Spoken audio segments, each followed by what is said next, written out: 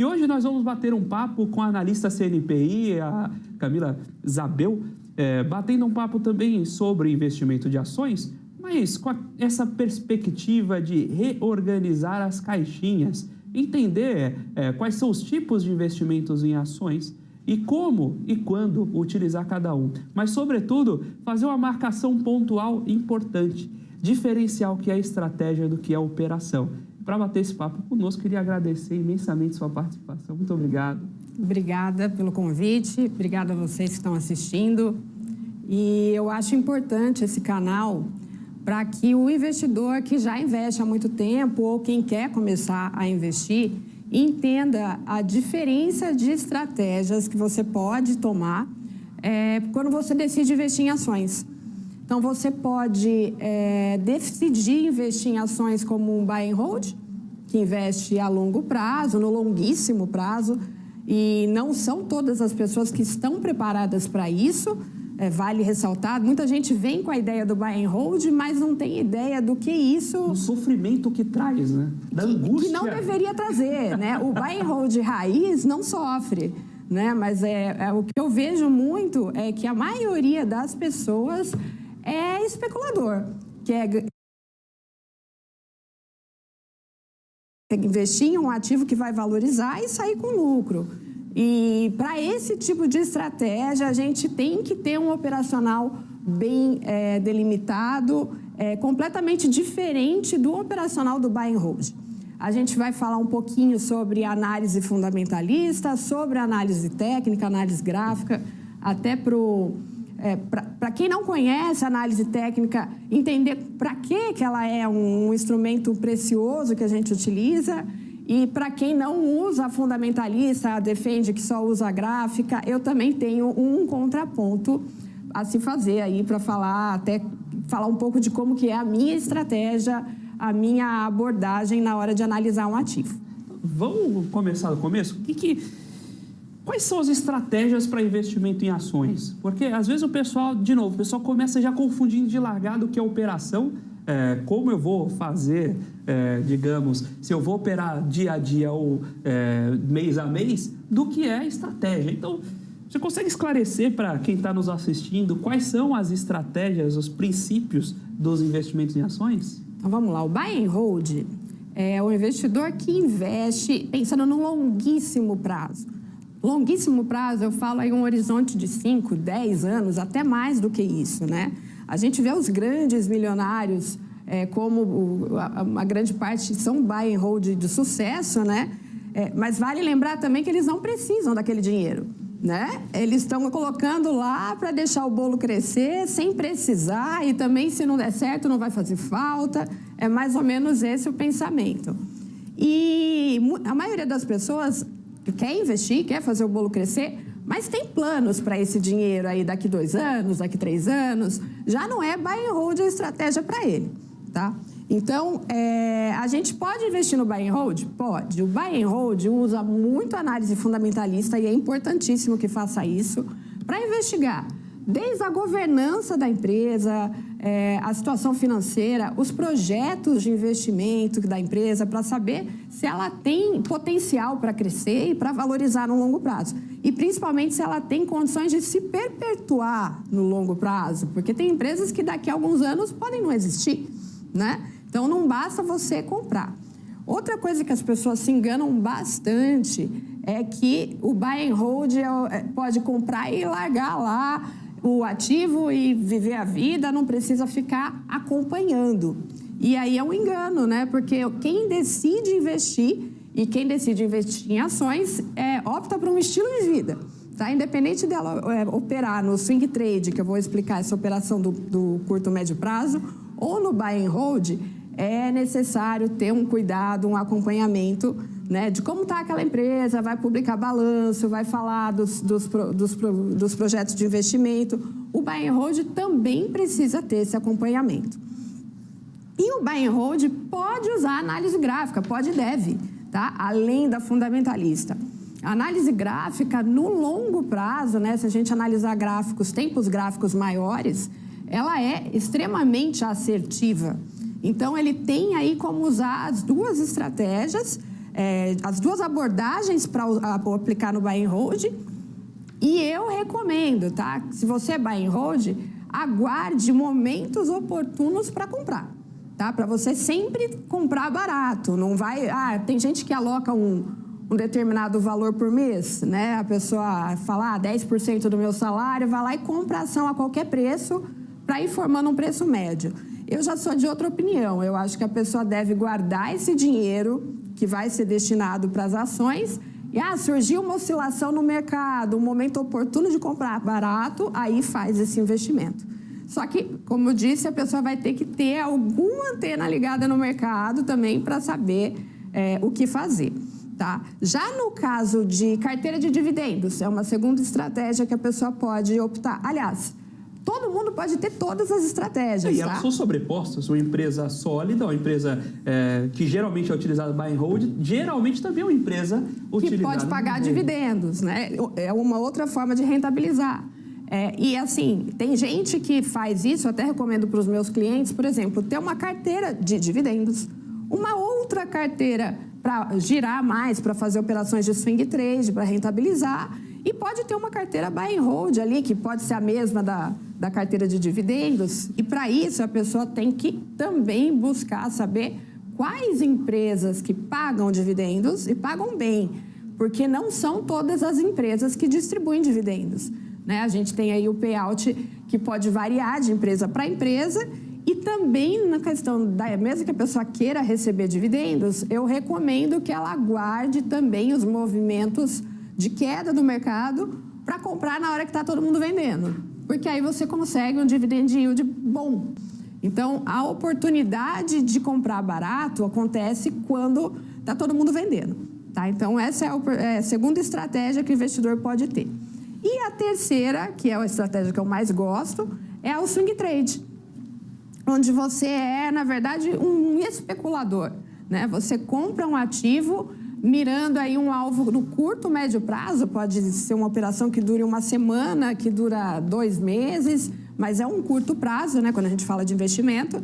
E a gente utiliza muito aí, eu vou explicar das abordagens fundamentalista e técnica, que eu utilizo as duas, né? Mas a análise técnica é aí um instrumento precioso nesse tipo de operação, porque vai ser a análise gráfica que vai identificar um momento certo, né, o momento da reversão do ativo, que fala, agora é a hora de comprar, vamos pegar um movimento só do ativo, né? Então a gente opera o movimento, não pensa tanto no longo prazo, e a gente sabe exatamente aonde vai sair, tá? Então a gente já entra na operação sabendo onde é o alvo, né? Onde vai ser o alvo. Isso também é identificado através da análise técnica.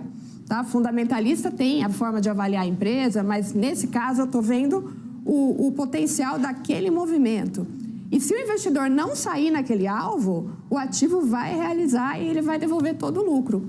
Então, para investir em ações, não é simplesmente escolher um ativo ou uma empresa que você gosta de comprar.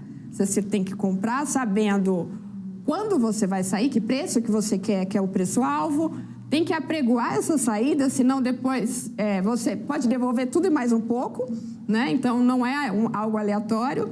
E se você não tem essa determinação do alvo, geralmente as pessoas acabam pecando, ou ficam muito pouco na operação, ou são gananciosas, né? E não saem, a hora que vai ver, devolveu tudo.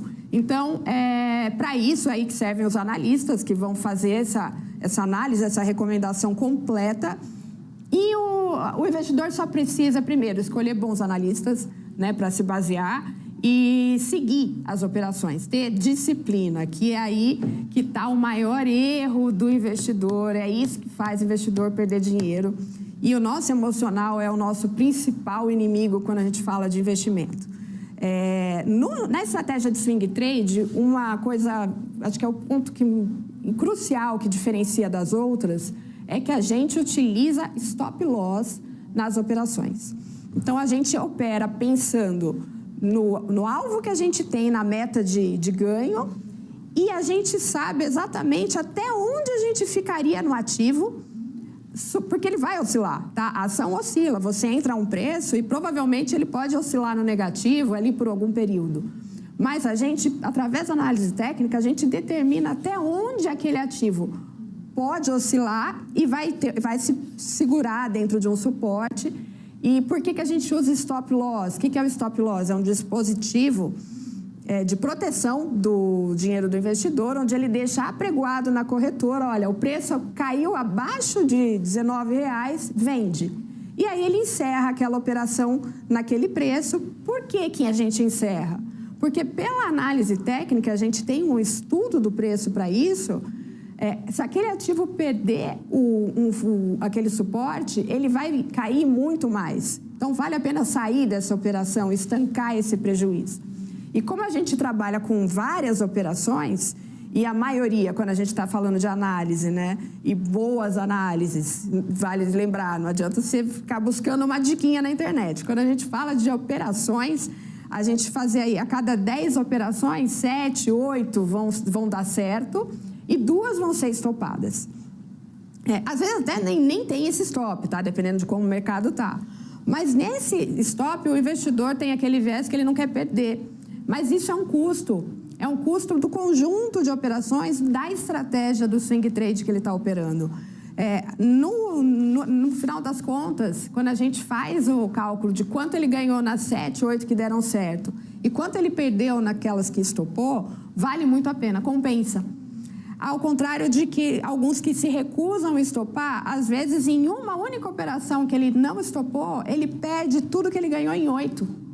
Então, é aí que está que não existe o gerenciamento de risco e a conta não fecha.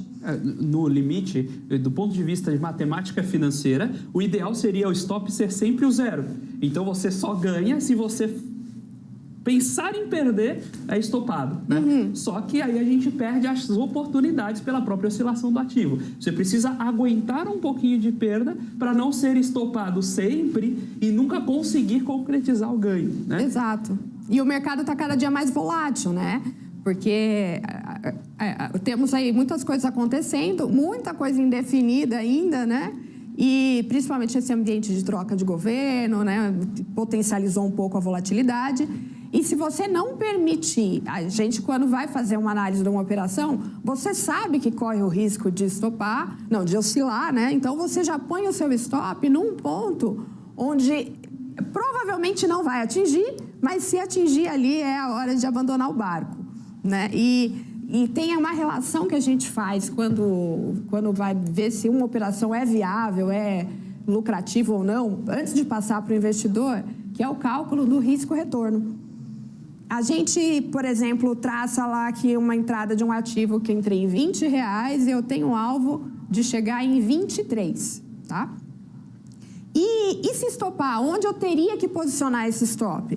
É algo mecânico? Falar assim, não, você põe R$1 para baixo? Não. Tá? Isso também é baseado na análise técnica. Eu tenho que ver aonde é o ponto que teria. Depende do desvio padrão, comportamento. Quanto mais volátil o ativo, mais folga você tem que dar no stop. Assim, e tem também a particularidade da análise técnica. Dependendo de onde aquele ativo estiver no gráfico, o suporte importante dele pode estar bem perto, que seria bom, porque aí o stop seria bem pequeno, ou ele pode estar muito distante.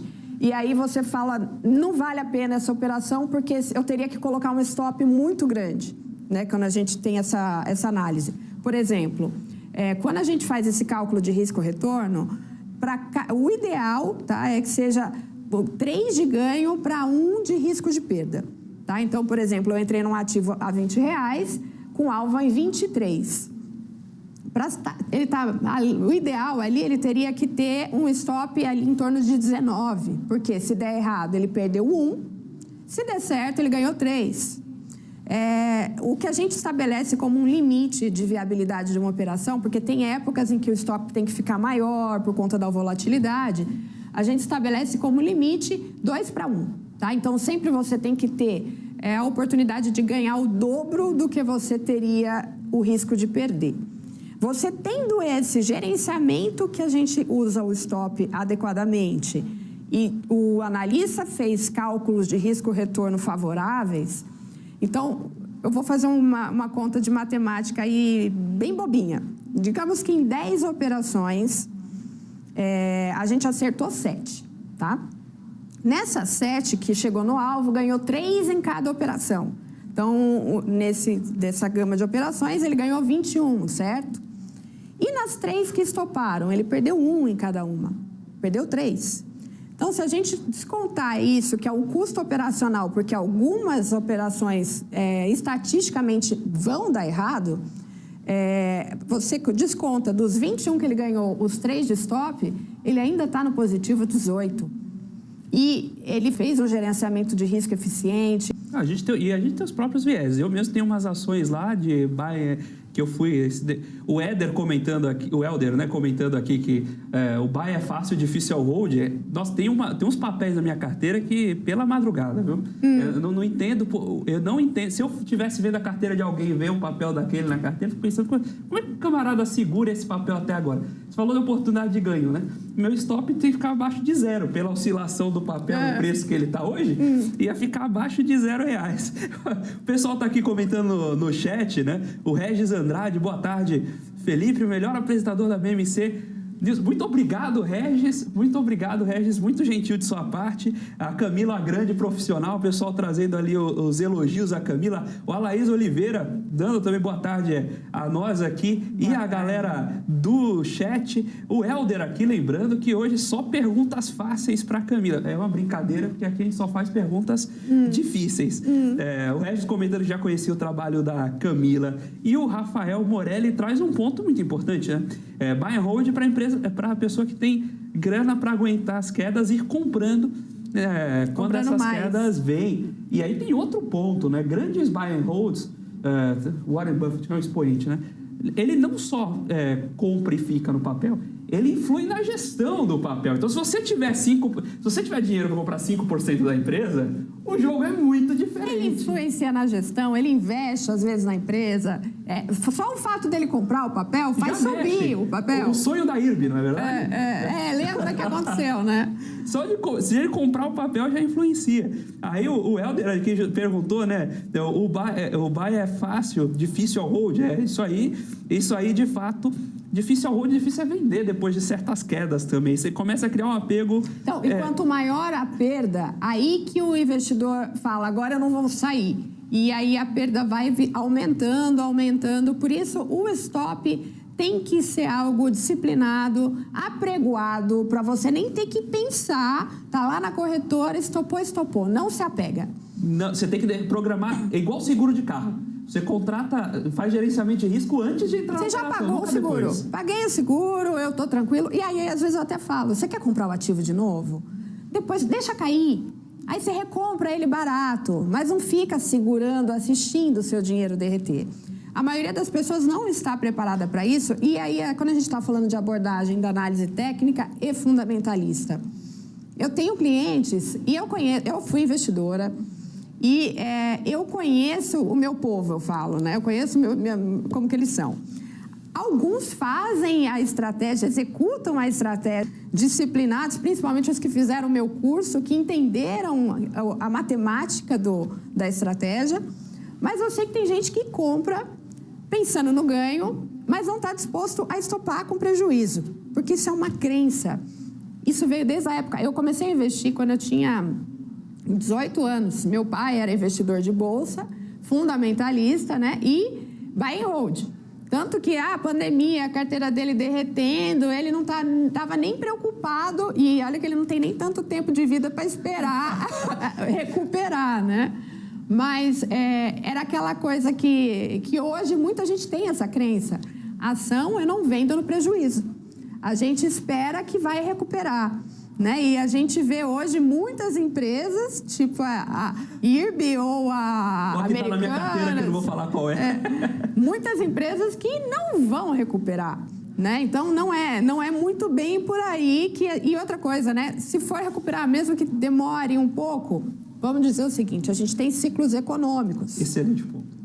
Demora quantos anos para você esperar passar todo aquele ciclo econômico de queda?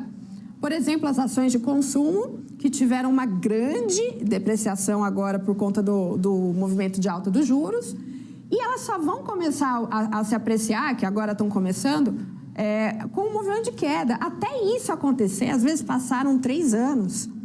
E quanto que o investidor poderia estar ganhando com esse dinheiro? Lá na renda fixa, nem vou muito longe, 13,75 ao ano.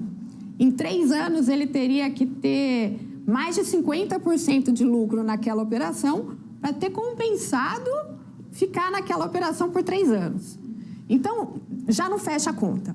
Isso sem considerar que para tomar esse risco, você deveria ter um ganho substancialmente maior que esses 50%. Exato. Né? Aí fala, então agora espera o ativo quadriplicar de valor do preço que você entrou. Vai acontecer? Provavelmente não. Então, tem essa questão da crença de eu não vendo ação no prejuízo, porque no longo prazo sempre se recupera. Isso não é bem assim. Tá? Logicamente, eu comprei Vale por R$90, agora está 70. Eu tenho que me desesperar? Eu não diria que não, porque tem um grande potencial de voltar a R$90, mas são casos e casos. E por isso que eu uso a análise fundamentalista junto com a análise técnica para escolher as operações que eu recomendo para os meus clientes. Tá? Então, eu uso a análise fundamentalista também para fazer esse crivo aí de que a ação entra ou não, por exemplo, uma IRB, nem entra na minha seara de análise, porque eu não recomendaria o investimento nesse papel. Eu não falo simplesmente para investir num papel por conta da análise técnica de um ativo que não se sustenta, sabe? Sinto lhe informar se você tem algum trauma com análise técnica, mas na prática é isso. Eu acho que a análise técnica é uma ferramenta que ela é extremamente precisa, né? A análise fundamentalista tem ali como calcular a valuation de uma empresa, mas você não tem a precisão do momento ali que vai começar a realizar um ativo. Qual que é o preço-alvo? É o preço que vale? Não, é o preço que vai ser determinado no gráfico. Acreditem em mim, porque o gráfico, ele acerta assim, ó, na mosca. E o Helder tem uma pergunta ali. O Alexandre Parente até comentando, né? Que fica doente quando vê os assessores indicando o papel sem nem ter visto ainda, a análise gráfica, né? Você só descobre que o papel tinha sinal de perda depois, né? Recomendou, né? Exatamente. Aí o Helder pergunta sobre o gerenciamento de risco. Se você trabalha com gerenciamento de 2%, 6% das operações, como você atua no seu gerenciamento de risco? E já que a gente vai comentar da sua estratégia, já conta um pouquinho para a gente o que você usa na sua carteira, quais estratégias você usa na hora de montar e escolher sua carteira de ações. Tá. O momento de operar, que também é importante. Tá. Então, isso é importantíssimo porque eu tenho um grupo de investidores que seguem as minhas recomendações e eu estou sempre de olho, como eu estou defendendo, né, tanto a fundamentalista quanto a técnica, eu sou uma amante da análise macroeconômica, que para mim é determinante se está ou não favorável para a gente poder surfar em operações, né? Eu não fico o tempo todo caçando no gráfico, né? Porque o gráfico às vezes dá falsos sinais de rompimento, se não tiver um volume aí não tem consistência no movimento. E a macroeconômica dita tudo, até para a gente traçar cenários, né? A gente tem que analisar desde o cenário internacional, né? Principalmente Estados Unidos e China, e aí a gente passa por commodities, pela guerra, pelo dólar, quais são as nossas empresas que estão, que podem se beneficiar de um possível cenário que a gente traçou. A gente também olha o cenário do mercado interno, os juros internacional, a inflação lá fora, isso tem sido um ponto-chave aí, tanto lá fora quanto aqui, né? Se a trajetória de juros é de alta, se tem alguma previsão de queda, né? O que influencia muito na Bolsa de Valores. E aí, como é que está a trajetória da inflação? Porque a gente tem que analisar o componente da inflação para saber se tem algum sinal de que ela arrefeceu para permitir que se baixe juros. Quando eu faço essa análise macroeconômica e vejo que não é hora de pôr o pé ali, eu seguro, eu faço até o controle emocional dos meus investidores. Eu seguro eles e eu falo, olha, eu não estou passando a operação porque não é hora. Espera cair, a gente vai comprar barato na hora certa. E aí, é tão importante quanto comprar e lucrar é saber quando comprar. Tá? Não tem que ter ansiedade nem para comprar, nem para vender, nem ganância. Tudo isso são movimentos aí que tem que ter bastante. Uma pessoa experiente guiando, eu acho que auxilia muito, né? Do que você ir pelo seu emocional, que ou você vai se antecipar e queimar a largada, comprar antes da hora, ou você não vai comprar porque você está com medo. Então, você tendo um embasamento técnico e profissional, você vai operar com muito mais segurança. Tá? Então, eu acredito no swing trade. Não é que eu não acredite no buy and hold. Eu acho que o mundo que a gente vive hoje é muito dinâmico, cada vez mais dinâmico. A velocidade com que as coisas acontecem é monstruosa, né? Vamos falar agora da inteligência artificial. Olha a velocidade com que as coisas estão acontecendo. É até difícil a gente traçar um cenário. Você consegue imaginar o que vai ser daqui a 5 anos? Não. E mesmo que você trace, a possibilidade de você errar e de acontecer algo que mude a trajetória é muito grande. A energia, será que vai ter petróleo? Será que vai ter uma transição para energia limpa? A gente não sabe. É bastante difícil fazer esse cenário, projetar algo para o longuíssimo prazo. No swing trade, a gente tem essa capacidade, né? Porque você vai traçar algo para semanas, para meses. É muito mais fácil você enxergar esse horizonte provável, né? Então, por isso, e além de eu achar, tá, que a maioria das pessoas que quer investir em ações é muito mais especulador do que investidor. Eles não pensam em ser sócios de empresas, eles pensam mais em lucrar, em rentabilizar o dinheiro. E nesse caso, eu acho que o swing trade atende aí. E a gente até acaba pegando, eu gosto muito de fazer isso. Recebendo dividendos, né? Quando vem aquela parcelinha gorda de dividendos, eu sei que vai vir um ativo que eu vejo ali que está depreciado, vai chegar dividendos, você compra o ativo, recebe o dividendo, espera aquele ativo logo depois do dividendo, ele costuma valorizar, porque ele desconta no dia do ex, né, dividendos, e depois em pouco tempo ele costuma recuperar o preço, né, porque ele tem uma memória de preço, então o ativo se recupera fácil. E aí você depois, além de ter recebido a parcela de dividendos, você lucrou com o movimento do ativo e aí você só aumenta a rentabilidade daquela operação. Você consegue deixar ali em 2 minutinhos uma dica para quem está buscando, está começando a investir em ações, tem essa propensão à análise fundamentalista, como navegar nesse mar? Então vamos lá. Primeira condição: tomar cuidado com os falsos atalhos, tá? O mercado financeiro não tem almoço grátis, tá? Não tem ganho garantido, não tem ativo extremamente barato, não tem algo que é o negócio da China, porque se tivesse, quem trabalha no mercado financeiro não sofria tanto para conseguir uma rentabilidade um pouco maior do que Selic, né? Então, a gente sabe aí que até onde você pode correr risco, não é para você não precisa partir para o tudo ou nada, porque você pode ter sorte de principiante, né, que geralmente acontece, isso é horrível. Quando a pessoa tem sorte de primeira, ela adquire uma confiança que faz o tombo ser muito grande depois. E ser cauteloso, cuidado com falsos gurus, né? Confiar em um analista experiente, porque a gente tem a questão do conflito de interesses, né? Muita gente solta notícia, solta recomendação, solta alguma coisa na internet porque quer que aquele ativo suba e não porque necessariamente é uma oportunidade. E o analista de investimento credenciado, ele não pode ter nenhum benefício, interesse financeiro em cima daquela operação.